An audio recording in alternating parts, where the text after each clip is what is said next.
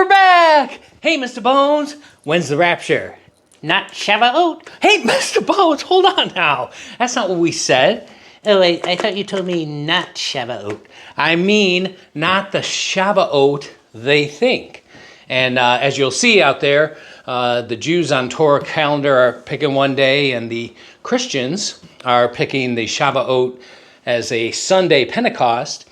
And both of those are incorrect. You see, Mr. Bones, God gave us instruction from the beginning. He said, use the sun, moon, and stars for my appointments. Specifically, the moon sets my Moedim, my appointed times. Passover, SHAVUOT, Pentecost, the Feast of New Wine, the mysterious feast hidden from the Jews. This is the Christian Pentecost. The Feast of Trumpets by the moon. Nobody knows the day or the hour till you sight the sliver of the moon. That's when you call it Feast of Trumpets. 10th day of the moon, 15th day of the moon starts Tabernacles or Sukkot. It goes for 7 days till the 21st day. Then there's one extra day, the 22nd, and there's 22 letters in God's alphabet. He does things by the sun, moon, and stars. So on the 17th day of the 8th month, when the flood started, it was the 17th day of the moon. In Hebrew, they didn't have a word for month.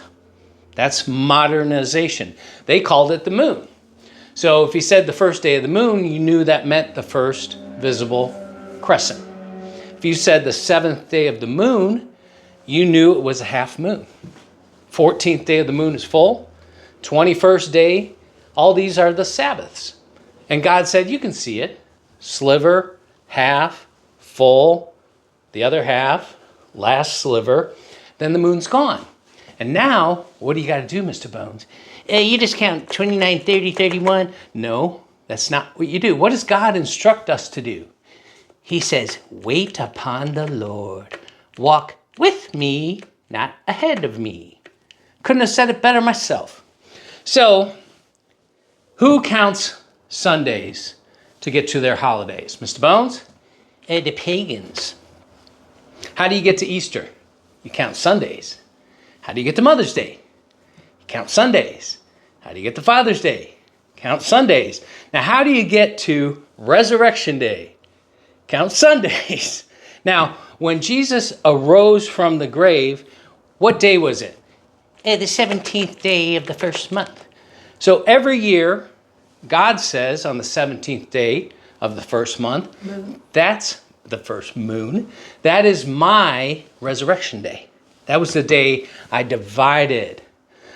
117 means let it divide. We've taught a lot about that. So God recognizes that on the 17th. Does he wait for a Sunday? No.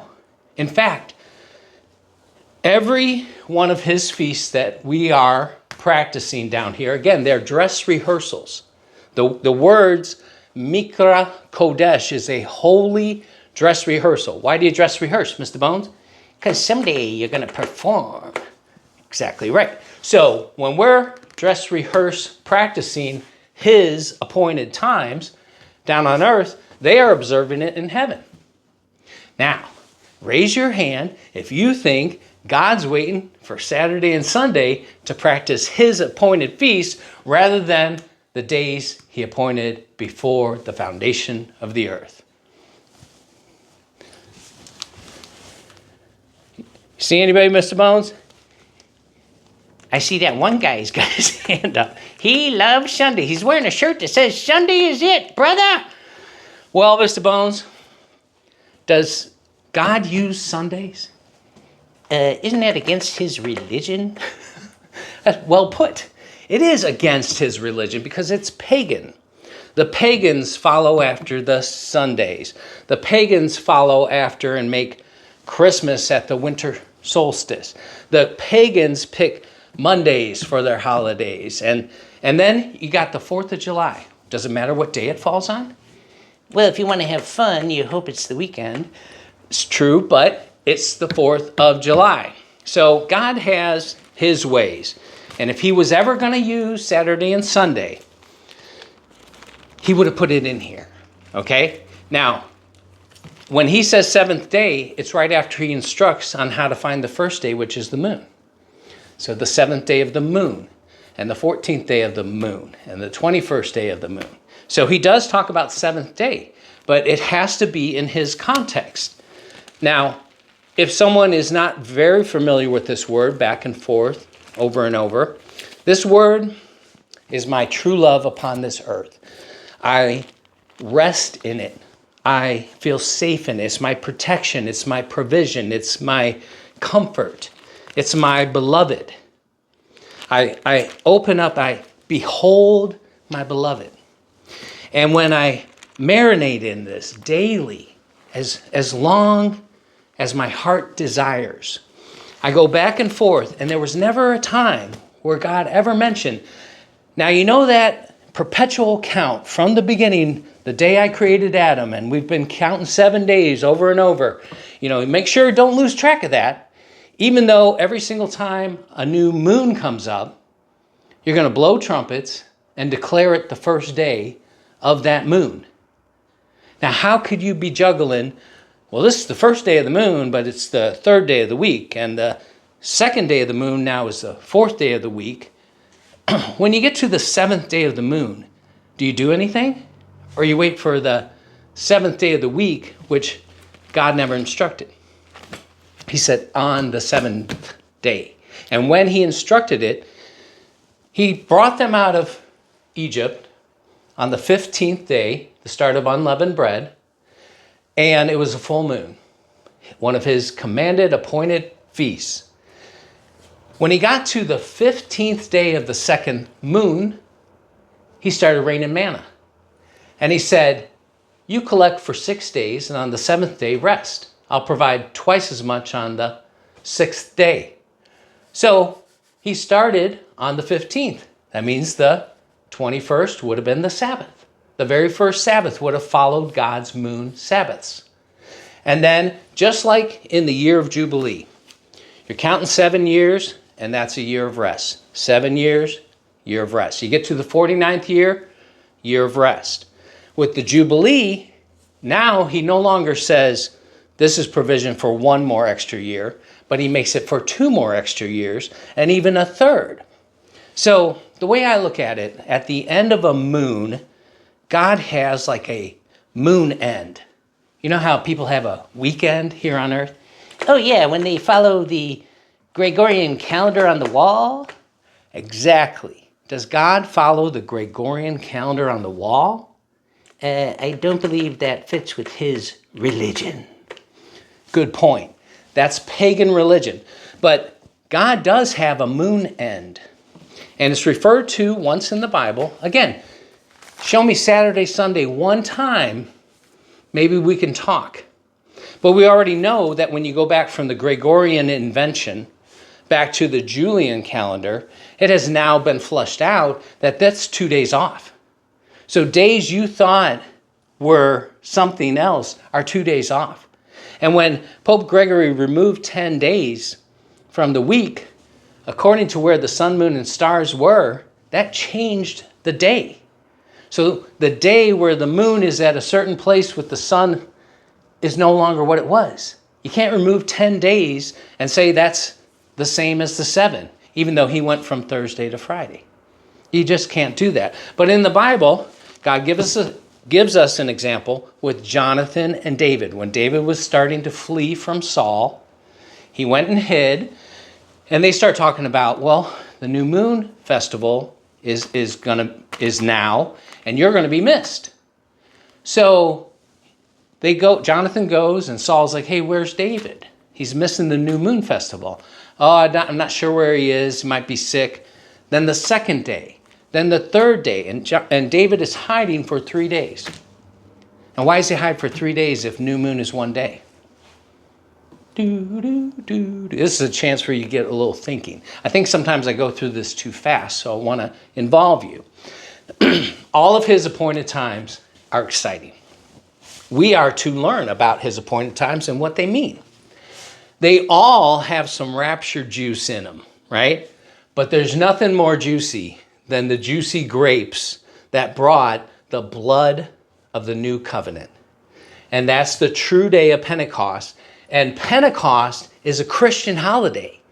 But way back when people were involved in replacement theology, they said, this SHAVUOT special feast for the Jews, now that's Pentecost. And everybody has always gone with it and not questioned it.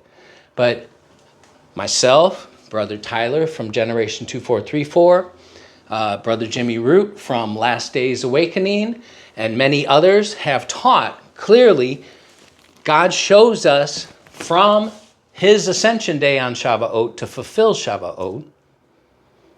Mr. Bones, did he need to fulfill SHAVUOT? Oh, yes, but how do you fulfill SHAVUOT? Good point. Because everybody thinks he did fulfill SHAVUOT by pouring the wine, pouring the Spirit. But the SHAVUOT offering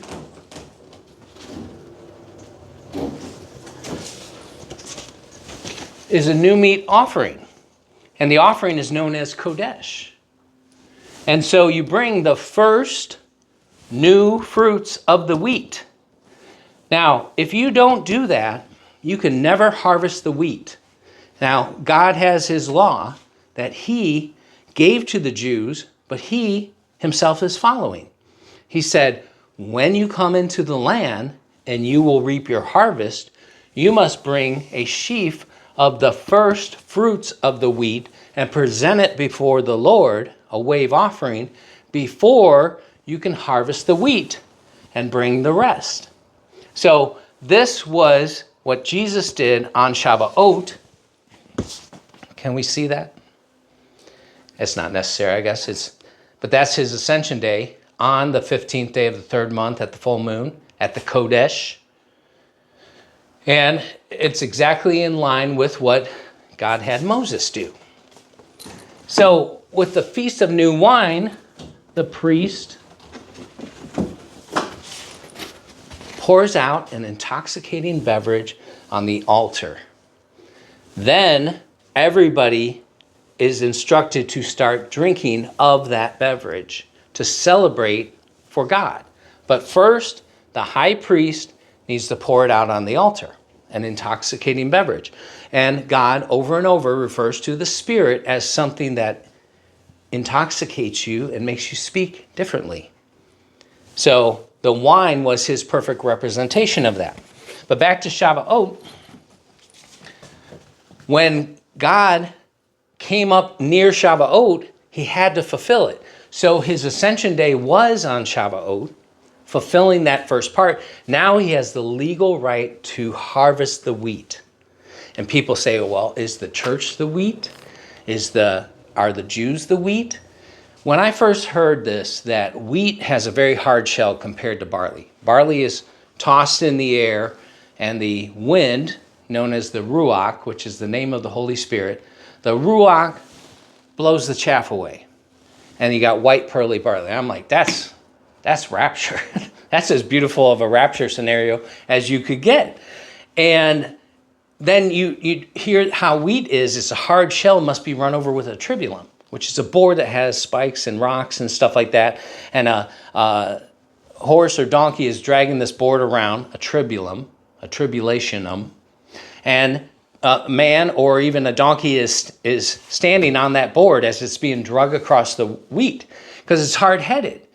And that sounds like people that go through tribulation, doesn't it? And then God, at the end of Revelation, he's like, okay, now thrust in and let's gather the wheat. You know, we've gotten rid of the tares during the tribulation. Let's gather the wheat at the end. So this brings me to a point I don't want to forget. Why would SHAVUOT have some rapture connotation? It's because it's the end of the barley harvest. Okay? There's a difference. There's a first fruits, then there's a harvest, then there's the main harvest, and then you leave the corners.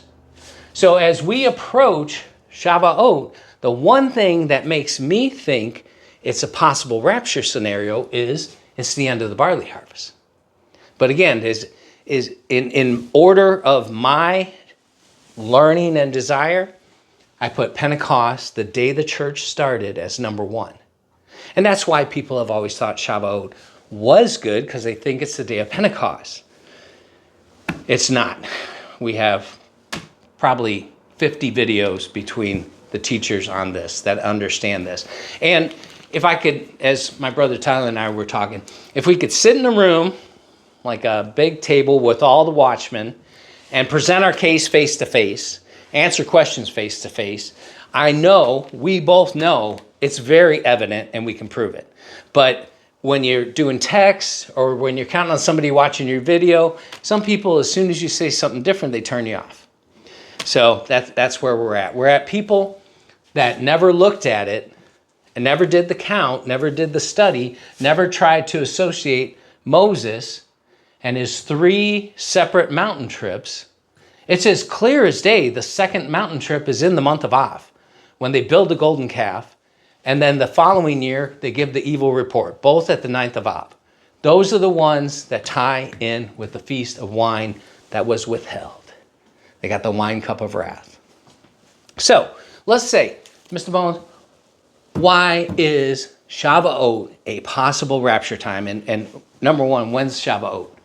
The 15th day of the 3rd month. It'll be at the full moon. It'll be at the full moon because God uses his words, not mine. Use the sun, moon, and stars. They shall be for my appointments and for times and seasons.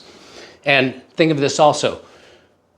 If God's going to give a time for the church, like he gave a time for slavery to Israel, Abraham's seed, they'll be afflicted 430 years. And he brings them into Egypt at Passover and brings them out the self-same day 430 years later.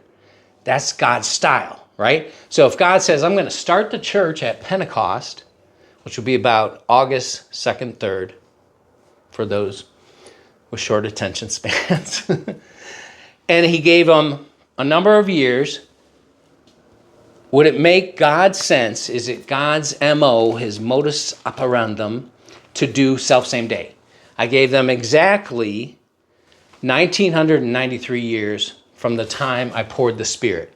So Jesus was on the cross in the 4,000th year. Hold on.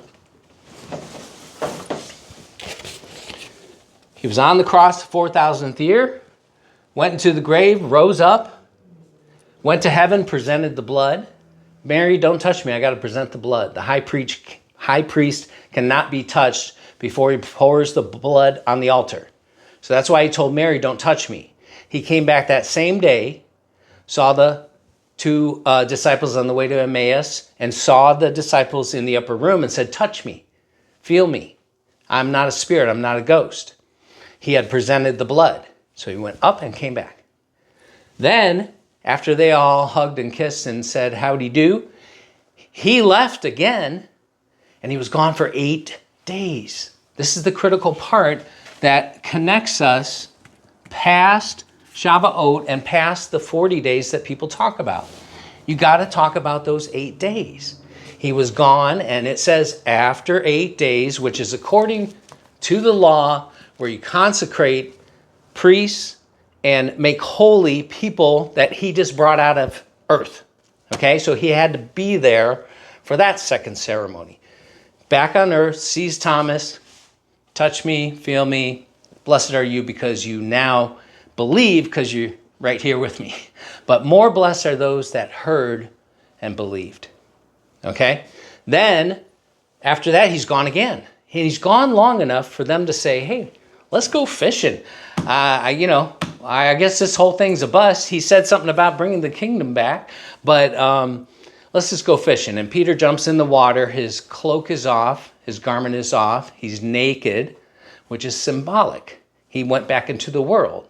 But then the Lord appears. So this is 1 or 2 days later. That's 10 days after he rose. He wasn't seen. Then in the book of Acts, it talks about a recap of what he did, and it says he was seen of them 40 days. Add 10 and 40 together. Mr. Bones, what's it get? 50. That's like Pentecostal. It's the number 50, which is a Christian feast of Pentecost. The Jews don't celebrate Pentecost. The Jews celebrate the Feast of Weeks, which Shavuot is related to the word 7. In Hebrew, it's Shamishim, which is 50 in Hebrew is Shamishim. So this is a Shamishim. This is the Pentecost. And then we're back to counting Hebrew.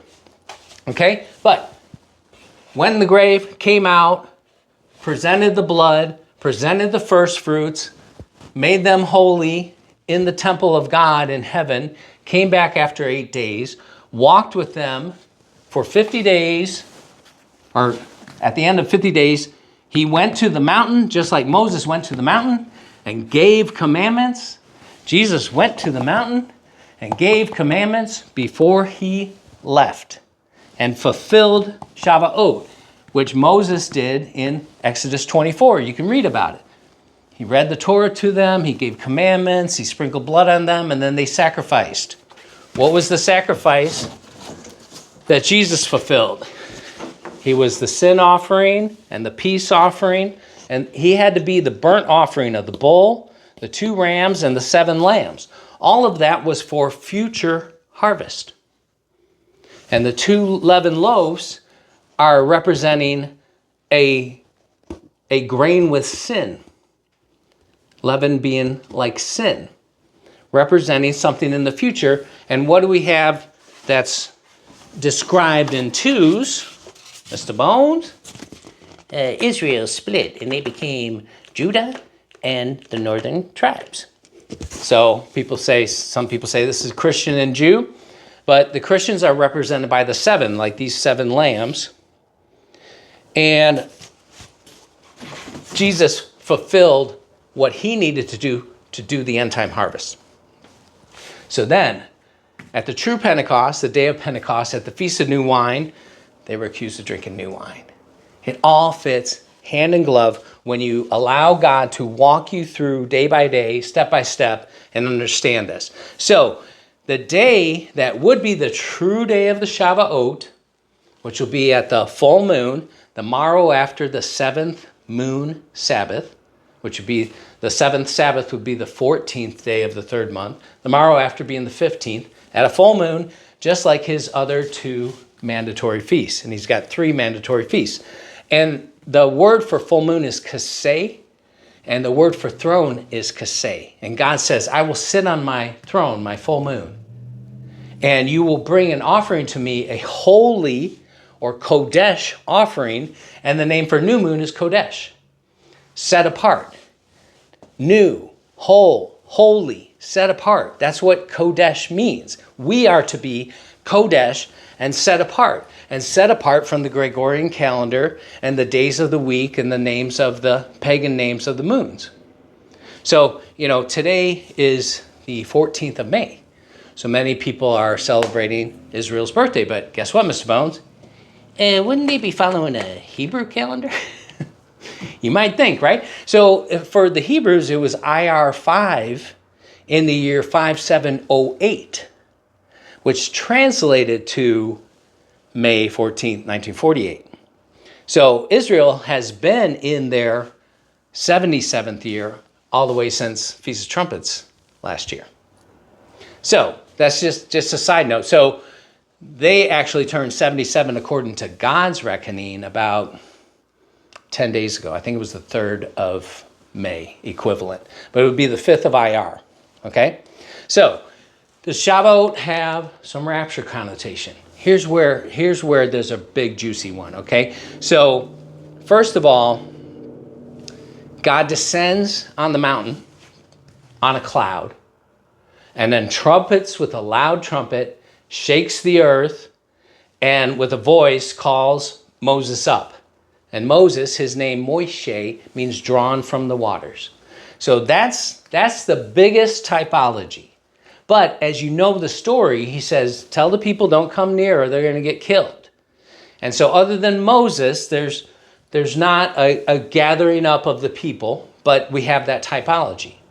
Immediately after Shavuot, God instructs Moses, come back up and bring 70 elders, and they will be at a lower part of the mount where they can see my feet on a table of like sapphire stone. Okay, because when you burn the high aluminum content of Mount Sinai, it turns into sapphire, beautiful blue. And so again, seeing the feet of God on sapphire, that's like in heaven, seeing him on a sea of glass, right? And there's 70 elders, and 70 relates to the Gentiles, the Goyim. So that's a typology that we like. And they ate for 7 days and saw the feet of God.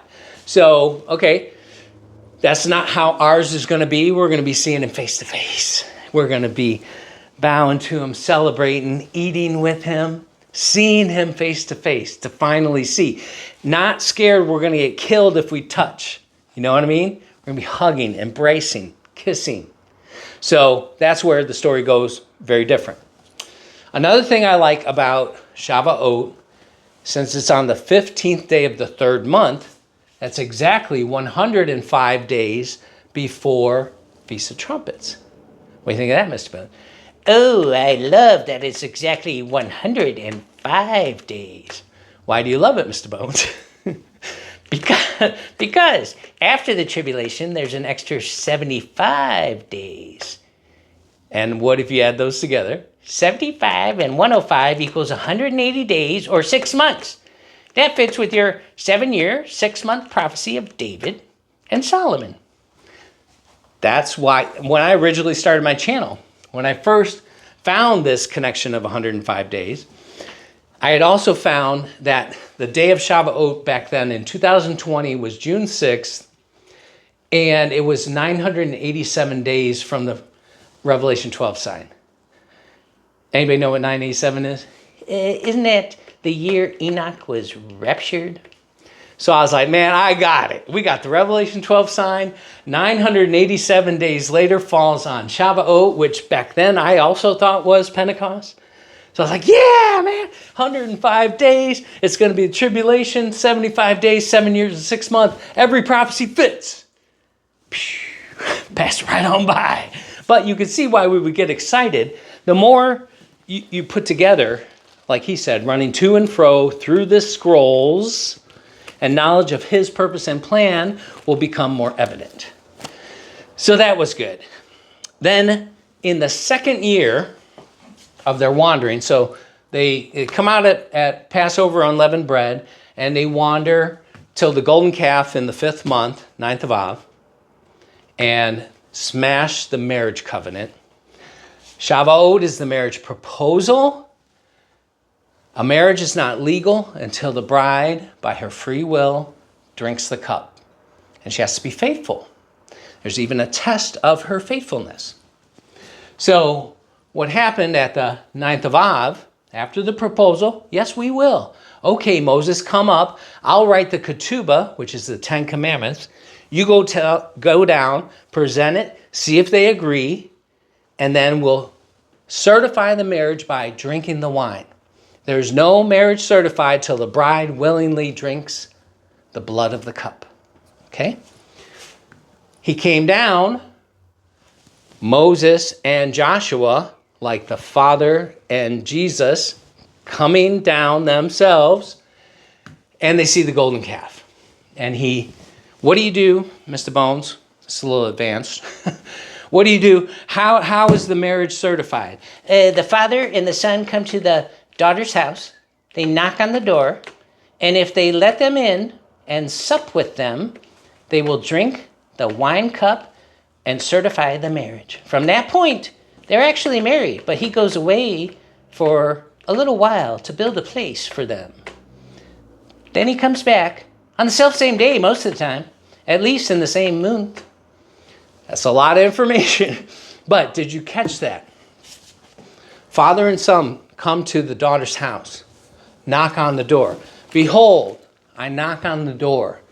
Anybody that lets me in, I'll come in and drink the wine cup with him. The people in Laodicea were weak on the blood of Christ. They didn't have the blood of Christ. Jesus is on the outside of the church. You think you're rich and you think you're doing all these wonderful works, but you're naked, poor, miserable, and blind.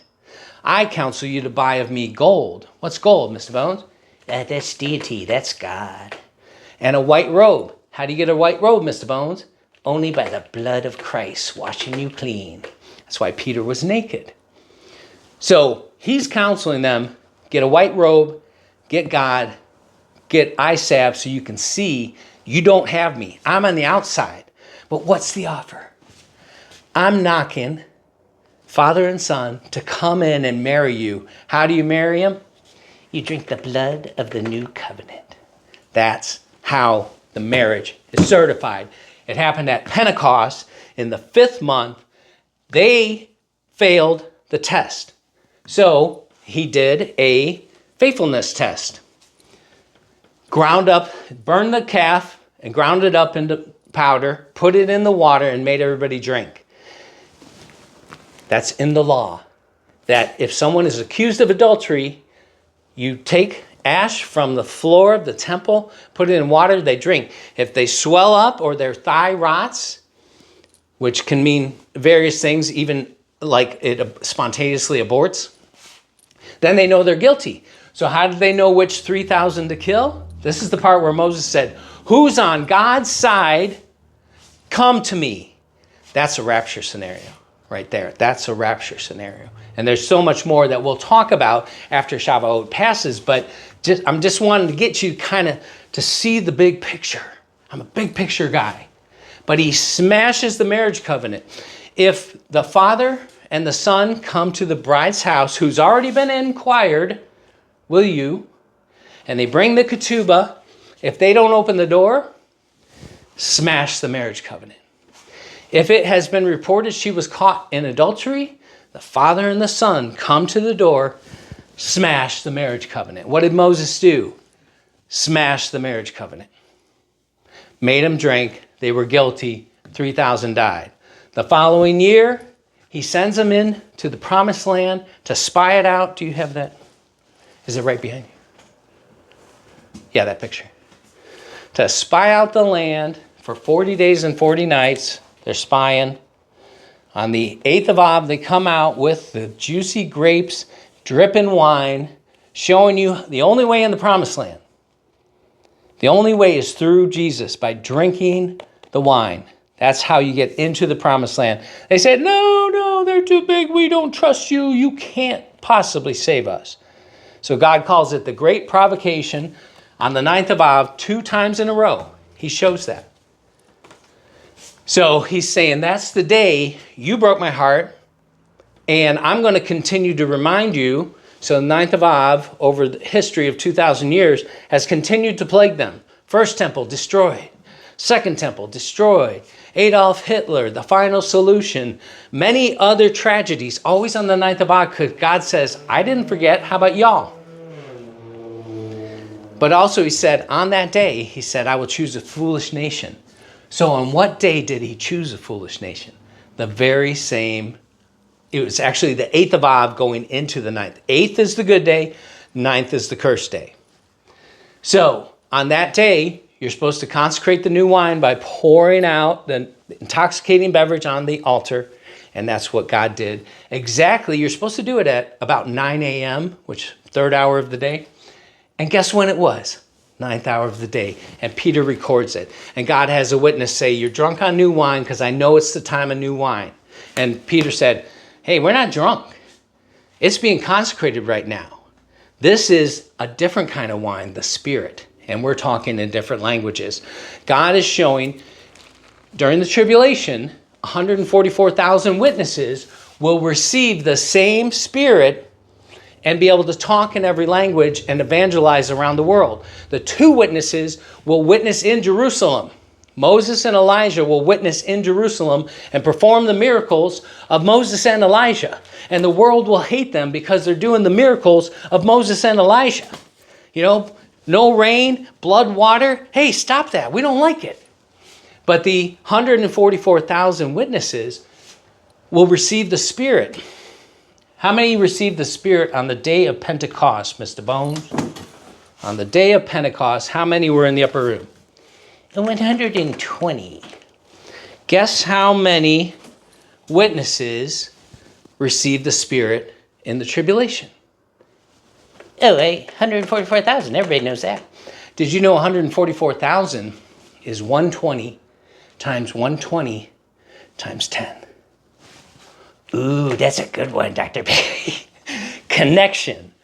This is what the deeper levels of Hebrew, one of them is remez, and it's glue. The 3,000 that died and the 3,000 brought to life and the 3,000 that died with Samson, glue together.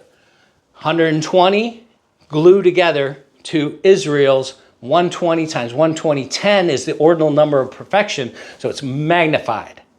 And did you know, Mr. Bones, 144,000 is also 6,000 times 24. Oh, I recognize those numbers. That's like 24 hours in a day and 6,000 years of mankind. God's like that. You know, he had himself hang on the cross for 6 hours, an hour for every 1,000 years. That's his style. That's why, you know, I love his word so much, and our connection, our relationship has been based on all these wonderful things he has revealed about himself to me through this. And so when I think about how he is, I know him. And I think for him to have a random floating day based on a pagan religion of counting Sundays, I think that's not my beloved. That's not how he operates. Then I hear that the full moon is the same word for throne, and he commands the Jews to be there at 3 times, and 2 of them are on the full moon, and my counting gets it to a full moon. I say, that confirms it for me. And this is not my wild idea. This is just that when you know God, you understand how he works, okay? So now we see Shavuot has a possibility. Let me see if I covered everything. Oh, wait, can I say something real quick? You betcha. Come on in, baby. Hi. Hello, my love. I didn't know you were here. I was just behind the camera. About the full moon. Yes. And during the hurricane and during the time when we didn't have power or internet or anything and everything was just still and quiet and we would sit out back and look up at the sky. And that is when I actually got it. That's when it really clicked. Really clicked. And now Dr. Barry will say to me, look at the moon. Okay, what day of the month is this? And I can tell. Okay. You can tell a half is 7 and the other half is the 21st. The full moon's so easy. And the new sliver. And it is so reconfirming and in my faith. It's like of course God would do that. Of course he would have a way for people to know his times. He's so perfect in all that he does. Excuse me, Mr. Ben. Oh, don't push me out. I want to be in. It's on my shoulder a little bit. But he's so perfect in all his ways. And again, he set his appointed times before the foundation of the earth. So again, this is a hard concept to understand. He's outside of time.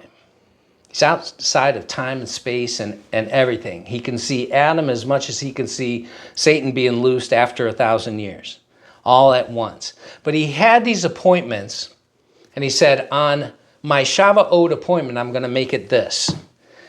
Now, for it to suddenly, after Jesus leaves, to start counting Sundays, and it changes from the 3rd of Sivan to the 6th of Sivan. The Jews just go by the 6th. Which again, God doesn't say go by the 6th of Sivan or the 6th day of the 3rd moon. No. But they're sticking with 6 and 7 if it's a Saturday. So there you got that. And then this year, if you're counting Sundays, you could either count to the first Sunday, which would be the 3rd, or the second Sunday, which would be the 8th. And so again, we got it on. It could be any day of Sivan, 3, 4, 5, 6, 7, 8, 9, 10, even 11, 12. But I said it'll always be on the 15th day of Sivan. And I got a lot of backlash about it. No, you gotta follow God's exact count. And then their count's all over the place. So I was like, well, which one makes more God sense to you? So when Passover comes, God does not care what day of the week it is. That's a pretty important one. When Day of Atonement comes, the biggest day for Israel, this is the one you have to have it right or you're smoked dead. Does he care what day of the week it is? No. For Hanukkah, Does he care the days of the week? No. Feast of Trees, 15th day of the month. The day he started the flood, 17th day of the second moon. Did he care what day of the week it was? And I think one thing that's also really important that people just don't think about or that they forget, when you count your 7 days, what's number one? Where do you start from? You start from the moon. First sliver. The first sliver. Nobody That's doubts your that. number one. Nobody doubts that when he restarts the year. And here's the other thing. You know, people think we got to have a continual count. Well, 7 days doesn't fit into 365. It doesn't divide. There's extra. So every year it's different. With a Hebrew year, it's not 360. It's not 364 and a half or whatever. It's 354 days because God's counting his days of his moon.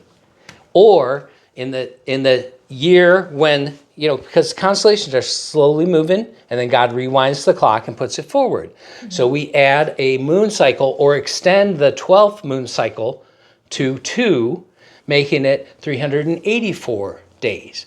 But that's God's way. And we know that is God's way. You can look that up. But then you want to go back to my Gregorian calendar says St. Patrick's Day is on this day and Pentecost is this. But that was the other thing I wanted to say, and then I'll leave and let you get back to what you were doing. People have asked, will you give us a calendar so we can mark the feasts on our Gregorian calendar on our wall? And what I'm suggesting is go outside and look at the moon and see what phase of it is, and then you can put it, and some calendars do have like... Well, Pastor Mark Biltz had okay, bye. Thank you for your word. Pastor Mark Biltz, El Shaddai Ministries, he has a calendar which is the Hebrew calendar, but has the Gregorian days put on there. So he always says, get on God's calendar. And I agree, let's get on God's calendar. And from somebody that is married to this and have spent so many thousands of hours, I can't even count, I will tell you, my feeling is we should go by the sun, moon, and stars.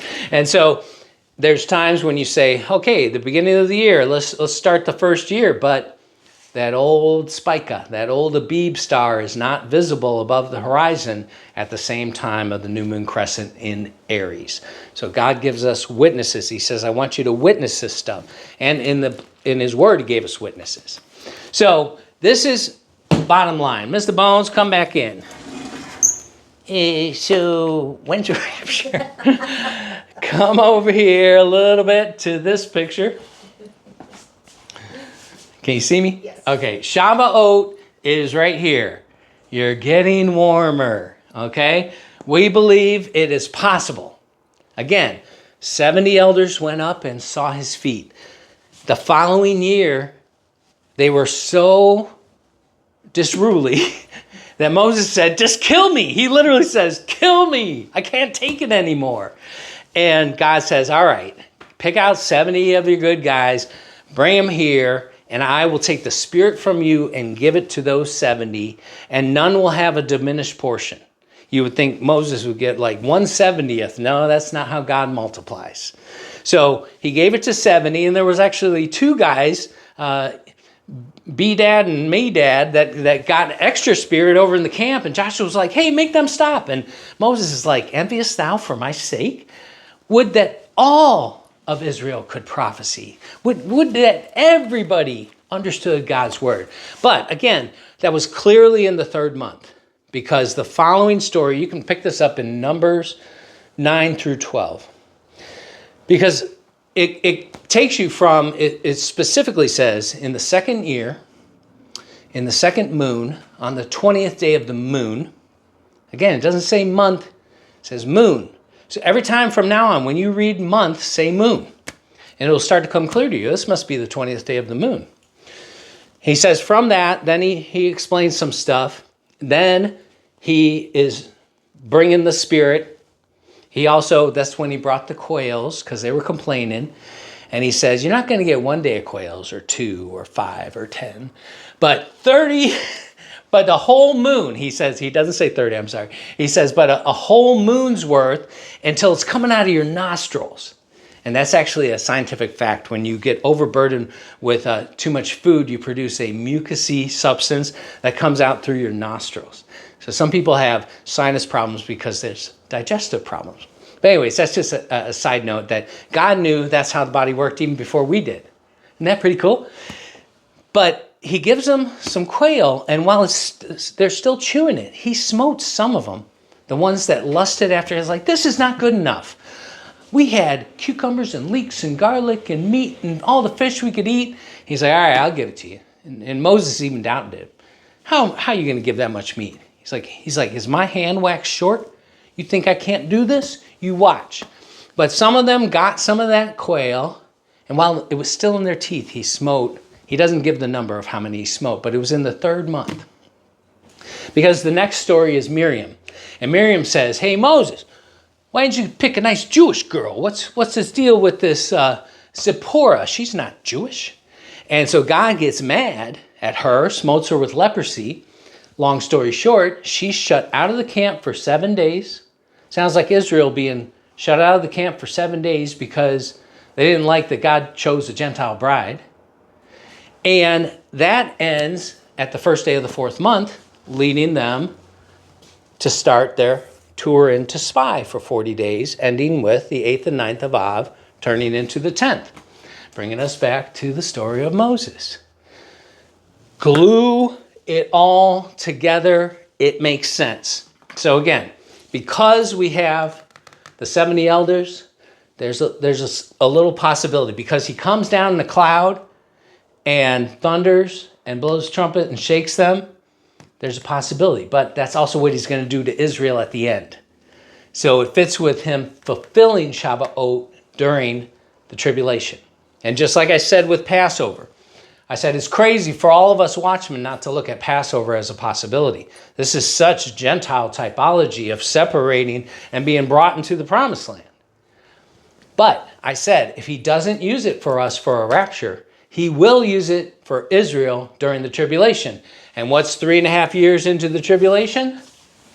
Another Passover, when Israel will be 80 years old. The Psalm says, generation of man is 70 to 80. And if by 80 it's through tribulation because of your pride. But at 80 years, we'll fly away. Now, how did he bring them out of Israel or out of Egypt?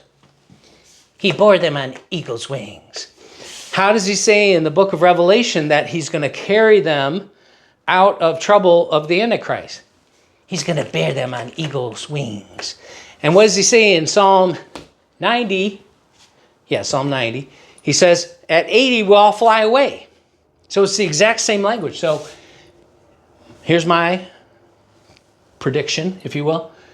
At 80 years old, when Israel's in the middle of the tribulation, at the Passover time, God is going to come down and give them eagle's wings and separate that mountain that they can go straight into safety. He will protect them for the last half of the tribulation, feeding them manna from heaven and water from a rock, because the rest of the world is going to be having blood water. God will fulfill all of his appointed times over and over. He said, I got these appointed times where I'm going to interact with mankind. So he gave us a clear representation. The tribulation goes from Feast of Trumpets, 3.5 years to Passover, 3.5 years back to Day of Atonement. That's the tribulation from Moed to Moed. Passover will also be the greatest appointment for the Christian church. If he started us on Pentecost in the month of Av, the 5th month, which happens to be the month of the Spirit. The picture is the Spirit man or the dove.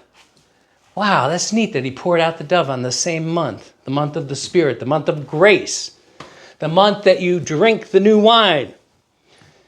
He'll refulfill that, but if that was the day we started, it's very much God's MO to say, I'm going to give you an exact number of years. So this year will be 1993 years since he poured out the Spirit on the church, the Christian church, and started Christianity, if you will, his ecclesia. But here's the thing, because that used to confuse me a little bit. It's like 1993, we don't end. Our story doesn't end when we go to heaven. We're with him for 7 more years for a perfect 2,000. And after 2 days, which is 2,000 years for God,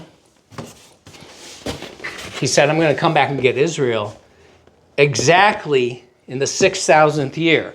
So the last year on earth is 5999 all the way up until 6,000. The day 6,000, there has now 6,000 years passed me on the day 6,000. Now the first day after 6,000, I'm in the 6,001st year.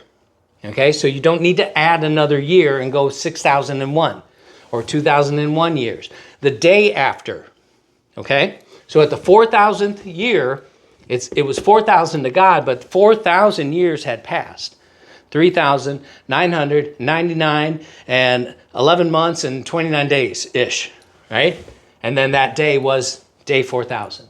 That's God's perfection. I believe our biggest hope is we have guessed, we have studied, we have learned that Jesus might have been on the cross in 30, making the end 2030.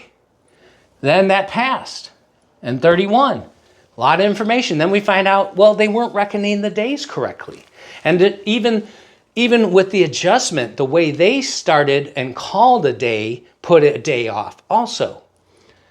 But in 32, a miraculous thing happened on Passover.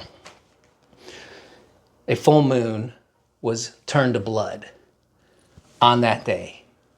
And so for me, and that blood rose in Libra, the scales, in the star known as the price sufficient.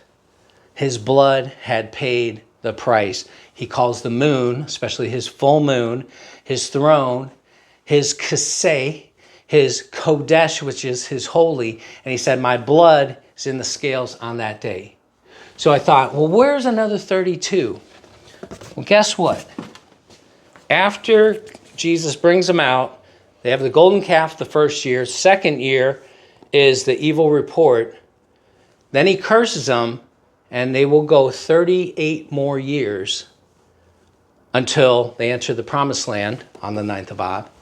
So there's your 2 and 38, just like with Jesus. It was 2 more years, 38 until the temple was destroyed in 70 AD on the 9th of Ab. So, did you follow any of that? Rapture might happen at SHAVUOT, which is the 11th day of June. Will be the full moon. If you just want to know when it is, look for the full moon and say, okay, this is the 15th day of God's third moon. If it happens, it happens. Okay, I 100% believe nothing will happen on a Sunday before or after. Because God is not up in heaven. Hey, when's Sunday? No, he's got his days by his number. His count is perfect. He gave us the sun, moon, and stars to keep on his clock. Okay? So, possibility, full moon, June 11. June 11, 6/11. Write it down. If that passes uneventful, our eyes are already on the true day of Pentecost, which the day of the 8th of Av will be August 2, and the day of the 9th of Av will be August 3rd, when Israel experienced the 8th going into the 9th at the twilight, twinkling of an eye, would be my ultimate guess on when it would happen, because it would be the great day for us and the terrible day for them. The third temple, which is now living in the body of Christ, would leave, and again their temple would be taken away on 9th of Ab. Not one stone standing about another. So that's my story. I'm sticking to it. Now, if you stuck with us, would you like to hear about North Carolina? Lubba, come on down. Come on down. What's up with North Carolina? Well, And can we play that beautiful message we got from... I'm going to play that at the end. I think Okay, we're going to do that's how that. you should end your video. Okay, that's what we'll add in. Mm-hmm. Somebody sent us a beautiful thank you, and use sign language. I want to go. It's just, Hold on, you got a little winker. I don't know if it's because Well, we have been feeling, just like the Lord led us to, or he gave us this ministry that we didn't ask for. It started out reluctantly kicked and screamed after into. the hurricane, hit and power was out. It looked like Hell on Acropolis. earth. Apocalypse. Acropolis. Apocalypse. And we just did what any of you would have done.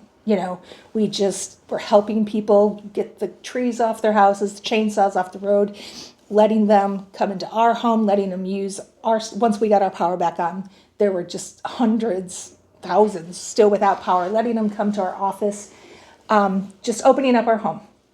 And you guys found out about it. PD and Lori Oh, yeah. told people. Hey, PD, Lori. And then Tyler had us on his channel and told people what we were doing. And so you guys The watchman saw the need, and the watchman jumped in, and came You guys- next to us, behind us. You helped us, helped them. And I've never seen anything like it in my life.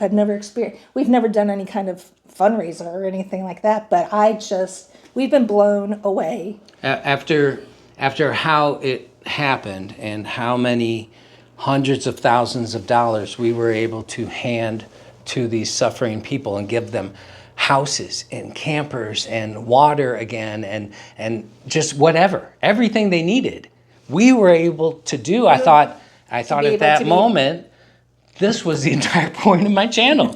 Right. My channel was just fun habit, or hobby. Hobby is what I meant. But I was like, wow, when God was way before time and he thought, this is going to happen in this year, the hurricane, these evil people are going to perpetuate this tragedy on this precious land with valuable minerals. And he said, there's many of my people going to be suffering and hurting, and I'm going to prepare a way. He was already thinking way ahead, 10 years ago, planning and prepping us that we would be able to do this and build a beautiful family of loving people. And who'd have thought? So that he could provide for his people. Some guy with a skeleton that you guys trusted us to donate to help be the hands and feet and help people around us. And we just thank you. Thank you, and Cannot God bless wait you. to 1,000 meet you blessings. in heaven. Cannot wait. So at the beginning of the hurricane, there were about 375,000 people that were displaced from their homes. When it first hit, 375,000 people had to leave where they had been. It's almost 500,000 people. And now, over 7.5, we're going on 8 months. We've been able to help people restore their homes. We've been help them, get into temporary housing, get off the streets, get out of tents, help them get appliances, get necessities. And there are still approximately 12,000 people displaced from Helene. But most of the people that that the Lord has put on our path, of the hundreds of people we have helped, they're doing very, very good. well. They're doing good. Recently, the one old man who moved in with his daughter, and he's got the CPAP machine to sleep at night, and he had lost everything, and he had a recliner chair that he slept in. And he's been so uncomfortable, and his daughter had reached out to me, and she's like, is there any way, he had this nice recliner that reclined and sat him up. And so we were able to give him that. So he is now sleeping very soundly. That's been my favorite thing is like, it's not just giving money to a charity or something like that. It's just like every different Personal thing people. you could imagine. Every appliance, every item of let me just tell clothing this and little kitchen. this little mother, she's got 3 little kids, and we've been helping her, and she said, I know it's not a necessity, but a TV and a DVD player. She's like, I just need some time. I need to be able to need some time where they're not like, mama. Okay, yeah, that's a necessity. I would say that's a necessity. So little things, we consider it little things, but to these people it's huge, and it has given them so much hope. It has been such a blessing and such an opportunity to share the love of Christ a lot of these people, especially, I'm sorry to say, if you're from Asheville and you're watching this channel, then you're a Christian. But there are a lot of people up in that North Carolina area who don't know Jesus, who aren't saved. Liberal and atheism reigns in that area.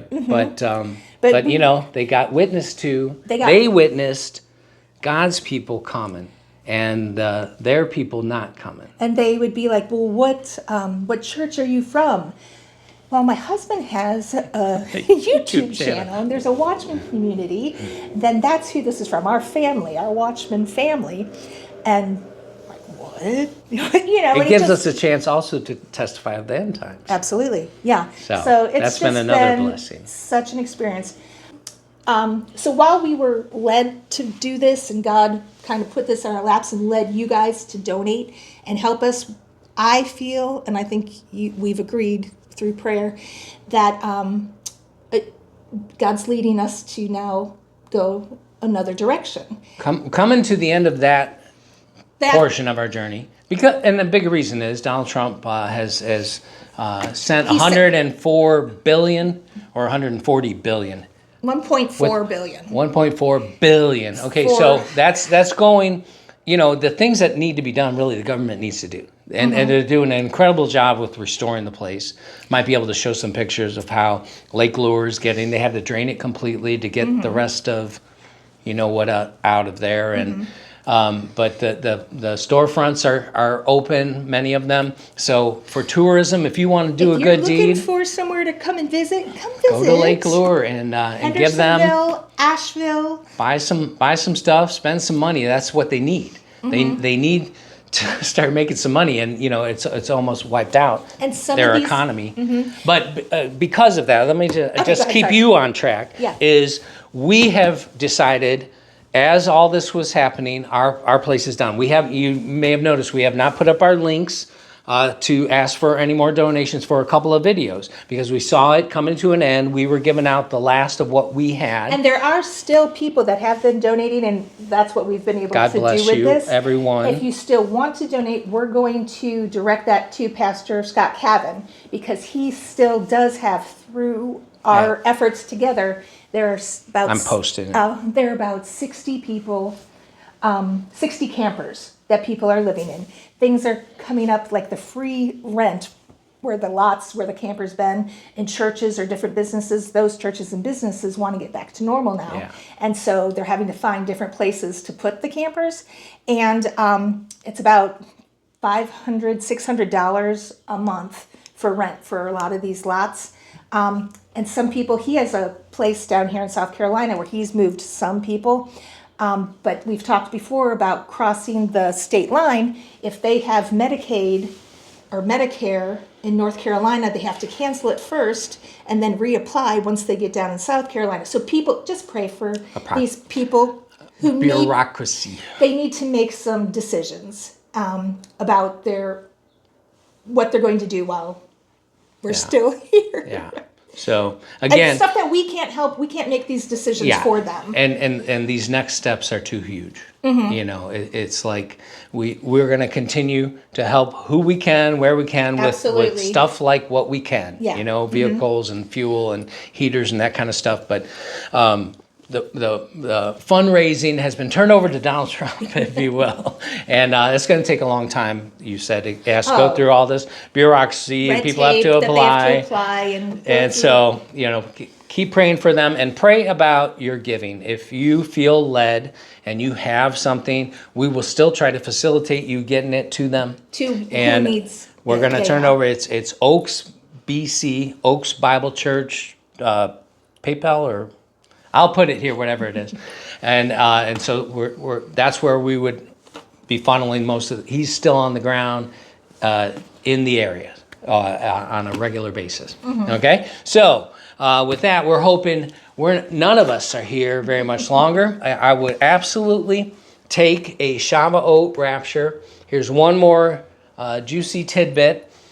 Jesus arose after walking with them 40 days, after he was gone for 8 days in heaven and appeared again and a third time. Then he walked with them for 40 days Oh, I'm sorry. I'm getting them mixed up. Thomas. Okay, 8 days. Then he walked with them for 40 days. So the 50 days brought him to SHAVUOT. He replayed what Moses did, went up to the mountain, gave commandments. Then he would, can you see that? This is the part where it would be applicable. He went to the mountains, gave commandments, instructed them to go and wait, and he would come back with the Holy Spirit. Just like Moses. You guys wait. I'm going up for 7 days to eat with the elders and then another 40 days. And even though in the Exodus it says, and he was in the mount 40 days and 40 nights, they expect you to read the part where he was up with the elders for 7 days beforehand, bring them closer to the actual 50 days. And there was a day of doing the SHAVUOT, etc. But because of Jesus saying whatever Moses is going to do is a blueprint of what I'm going to come and do. I'm going to have you guys practice it, but I'm going to come and do it. So he did the Passover. At SHAVUOT, the body of Christ arose on SHAVUOT, 15th day of the 3rd month. So again, we have enough that you can't ignore it. I believe I was given a special task, if you will, by the Holy Spirit to teach on God's appointed times and what they mean, and to try to show you these beautiful connections of how he hid gems and pearls in his word that connected things together so you could understand more of him and fall more in love. The more you know him, Mr. Bones. To know him is to love him. And I do, yes I do. You should too, you will too when you know him. To know him, you're not commanded to love him without reason. You are invited to hear his story. And it is his story. And at the appointed time, like he said 6 times in the Bible, the end will come at the appointed time. The rapture is part of the end. So we'll look for June, then August, then we're into September at the fall feasts. And those will not pass because God said, 32, it's it. I hid it from you so there would be enough warning and enough Watchman community building. Hey, think of this. My buddy Tony Early just came in as a patient. We got contacted. He was having some trouble, and we offered our services. And so here's a picture of us, right? And it was a tremendous blessing for me to be able to let God bless him and use my hands and wisdom that he's given me. So it was delightful for me to see him come in so downtrodden, if you will, and hurting and pain and miserable. And now he's just doing wonderful. And you can check him out at Tony Early, the Cataclysm. But it really made me get a fresh look at, as soon as we're in heaven, we're going to have instant friends. All of the Watchman community, even not just the people that had a channel, but the people that were part of the channel, the support team, and all of the watchers that have been making beautiful comments, being part of the family. We all went through something this last 8 years that nobody else on earth went through. And so instantly that communion of us with this common endurance that we went through, this wearing out of the saints. You know, all the Christians will get along, but there's going to be this group. And I imagine Jesus on a certain day saying, my watchmen, people, and then all of us will be there. And hopefully, you know, it's like an awards ceremony. You know, this guy had perfect attendance, and this guy jumped real high. You saying that, I have a friend, Amanda, who I've met through this, and she's such an encourager to me, and she has said that your channel, you know, it's just, she looks forward to it, and she lights up because she doesn't have anybody to talk to about it except for her 72-year-old mom. But I thought you were going to say her dog. or you know, but a lot of people do. A lot of people, there's nobody else to talk about it with, and so they look forward to watching your channel and, you know, talking and communicating, and because everybody else looks at you like you're a weirdo. Oh man! And when you try to say Jesus is coming, it never ceases to amaze me how many Christians we've told that just sometimes it's blank. A lot of times it's like almost like they're irritated. Like, don't tell me that. Nobody knows. Well, does it say nobody will ever know the year? Does it say that anywhere? Nobody will know the year or the appointment? Does it say that anywhere? Could somebody please text me in that verse where it says, nobody will ever know the year? Because the way I see it, Jesus got really mad one time. And he called the Bible experts a bunch of hypocrites. And he says, woe to you now. Look what's coming to you. Look at the punishment you are going to endure because you didn't know the time of his appearing. The time of the Messiah, which was clearly written in their book, which they are supposed to be experts of. But there's different ways to read this. There's ways where you just read through, and you might even memorize words. And then there's ways where you're looking for God's heart. And you're like, hey, this seems important. 77s are decreed for your people, Daniel, until the Messiah comes. I might want to pay attention to that one. And many people did.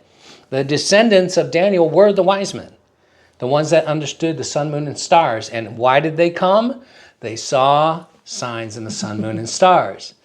So we could go on. But I just wanted to add that in, that you are expected as a watchman to study and show yourself approved, a watchman that not ashamed, okay? There was about 300 prophecies of Jesus' first coming, and Jesus expected them to know, this was the time of my coming. I'm right at the 4,000 year, just like I told you. There's over 1,800, that's 60 times as much, 1,800 prophecies of his second coming. And you're telling me, we can't know 4,000th year, 6,000th year? I say, nay. God said we would not be in darkness, but we would be in light. And so your excitement should be this. 2025, counting down the days, the season of the harvest, counting down the days, the true Pentecost, the Feast of Wine, where I drank that wine and became his bride. Remember, he's standing on the outside of the door of Laodicea. Knock, knock, knock. I want to get married. Can I come in there and you drink this cup? And they're like, no, we're doing good works, many good works. We're prophesying in your name and playing church. They were weak on the blood. They weren't weak. Let me go to that verse real quick. Revelation 3. Okay. To the angel of the church of Laodiceans, write these things, saith the Amen, the faithful and true witness, the beginning of the creation of God. I know thy works, that thou art neither cold nor hot. I would thou wert cold or hot. So then, because you are lukewarm and neither cold nor hot, I will spew you out of my mouth. Because thou sayest, I am rich, and increased with goods, and have need of nothing, and knowest not that thou art wretched, miserable, poor, blind, and naked, not covered by the blood. I counsel thee to buy of me gold, tried in the fire, that thou mayest be rich, and white raiment, that thou mayest be clothed, and that the shame of thy nakedness do not appear, and anoint thy eyes with eye salve, that thou mayest see. As many as I love, I rebuke and chasten. Be zealous, therefore, and repent. Behold, I stand at the door and knock. If any man will hear my voice and open the door, I will come in and sup with him, and he with me. And he will offer that cup of blood, which makes you have the white robe and the gold and the vision of truth. Again, when the father and son would come to the bride's house, the marriage wasn't legal until she drank the cup of wine. It's not by works. It's by faith only. He gave us the pictures. Nobody comes unto the Father except through me, through the blood of the new covenant. That Israel was blinded to the blood of the new covenant. Thus, it's not in Leviticus 23. This is the Christian holiday. One of God's appointed times he gave to the church, the ecclesia, his body. Okay? And rapture is for the... Rapture is for the Christians, the church, the ecclesia. So, the self-same day we started, look for August 2nd and 3rd. But let's keep our eyes open. This is definitely a possibility, and we will take whatever he chooses. So we will see you very soon. After Shavuot passes, we'll come and do another video. But in the meantime, pray always and give your blessings on others.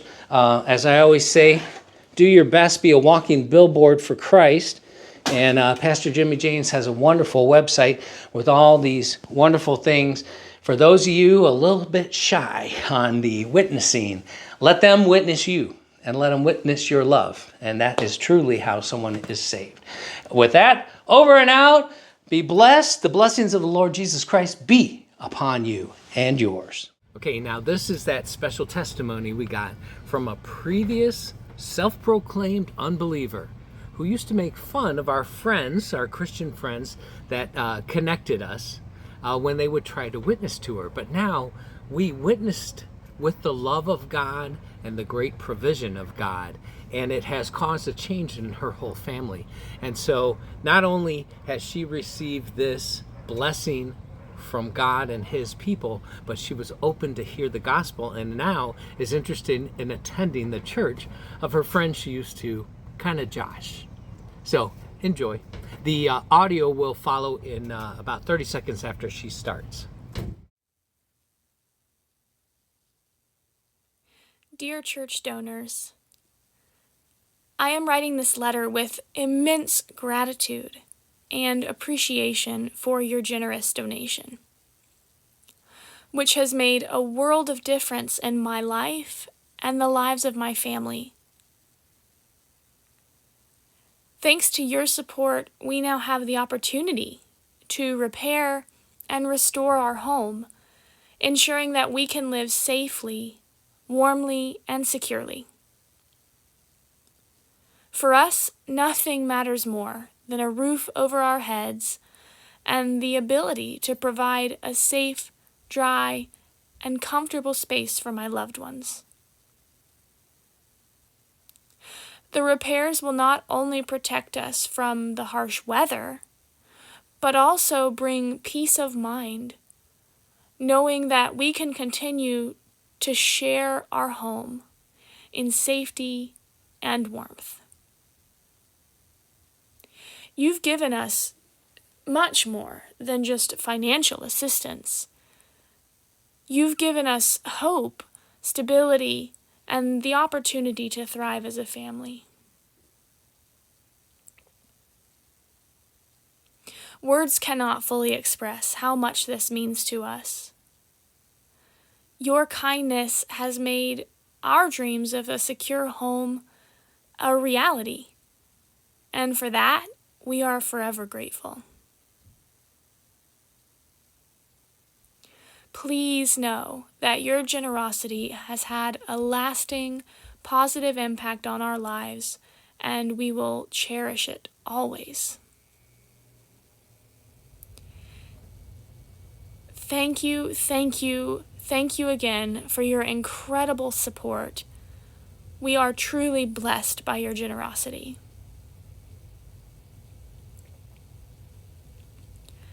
With sincere appreciation and love, the Mayo family.